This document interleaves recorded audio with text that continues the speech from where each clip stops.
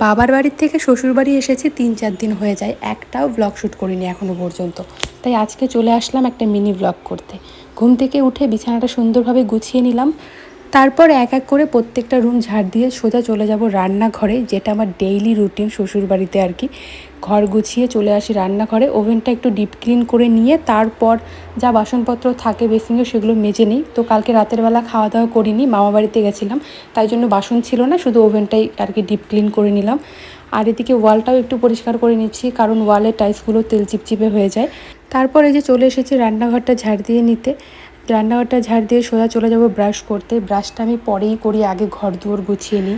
মুখটা ধুয়ে ঘরে চলে যাব, ঘরে গিয়ে ড্রাই ফ্রুটস খাবো, ওষুধ খাবো, জল খাবো। রোজ একই জিনিস খেতে খেতে না একদম বোর হয়ে গেছে, আর ভালো লাগে না খেতে।